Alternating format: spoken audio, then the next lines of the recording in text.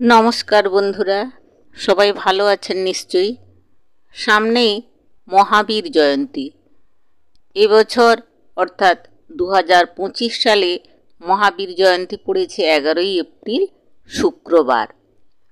তো এই মহাবীর জয়ন্তী জৈন ধর্মের ধর্মীয় উৎসব।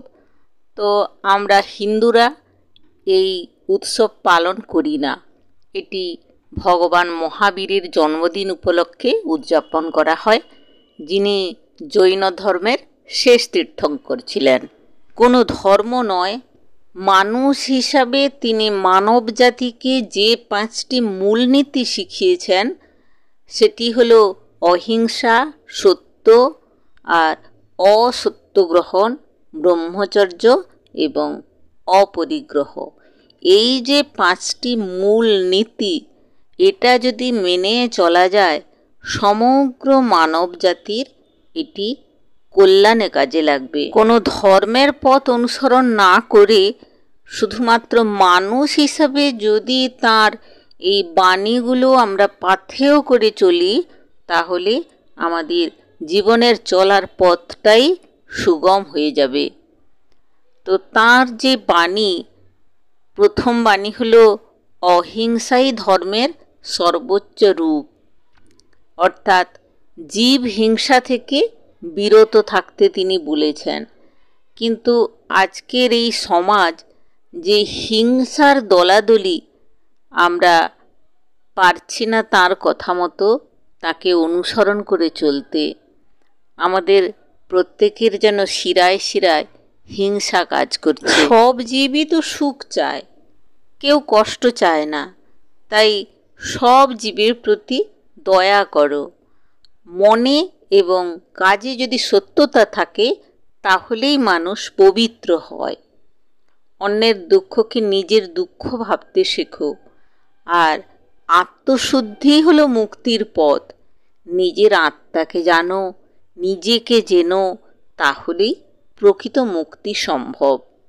আর ক্রোধ, অহংকার, মায়া, লোভ, এই 4টি হচ্ছে আত্মার প্রধান শত্রু। তো এইগুলো যদি আমাদের মধ্যে না দানা বাঁধে, তাহলে আমরা শান্তিতে থাকতে পারবো। নিজেকে জয় করাই হলো সবচেয়ে বড় বিজয়। জয় বলতে এই বাইরের জয় নয়, নিজের যে এই কামনা, এই বাসনা, রাগ, লোভ, এইগুলোকে জয় করা, এইগুলো নিয়ন্ত্রণ করাই হচ্ছে আসল জয়। অন্যকে যে কষ্ট দেয় সে কিন্তু নিজের আত্মাকেই আঘাত করে। জ্ঞান ছাড়া ওই আত্মার কোনো মুক্তি নেই। ধর্ম মানে আত্মার নির্মলতা, বাহ্যিক আচার এগুলো নয়। আমার ধর্ম হিন্দু, তার ধর্ম জৈন, তার ধর্ম মুসলিম, এই বাহ্যিক যে ধর্মের দলাদলি, এইটা কখনোই উচিত নয়। সর্বাগ্রে মনে রাখতে হবে আমরা সকলেই মানুষ।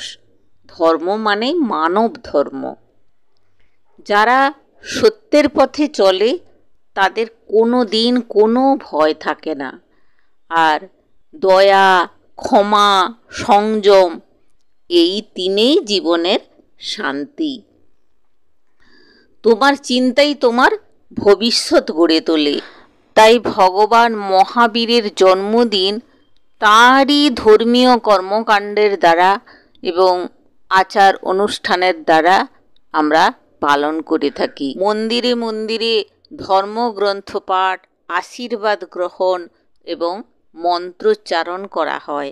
অনেক জায়গায় ভগবান মহাবীরের মূর্তিকে রথে বসিয়ে শহরে ঘোরানো হয়। বর্ণাঢ্য মিছিল, ধর্মীয় গান আর বাচ্চাদের সাংস্কৃতিক অনুষ্ঠান নিয়ে তার জন্ম পালন করা হয়। অর্থাৎ কিনা গঙ্গা জলে গঙ্গা পূজা করা। ভগবান মহাবীরের জীবন এবং তার শিক্ষা নিয়ে আলোচনা করা হয়। বিশেষ করে অহিংসা, সত্য, সংযম এবং করুণার শিক্ষা প্রচার করা হয়। আর ওই দিনে গরিবদের মধ্যে জামা কাপড়, খাওয়ার বিলি করা হয়। রক্তদান শিবির, চিকিৎসা শিবির এইসব আয়োজন করা হয়। আর অনেকে জীব হত্যা এই সময় বন্ধ করে দেয়। পাখিদের জন্যে জল এবং খাওয়ার এবং অন্যান্য পশুদেরও ওই দিন সেবা করা হয়।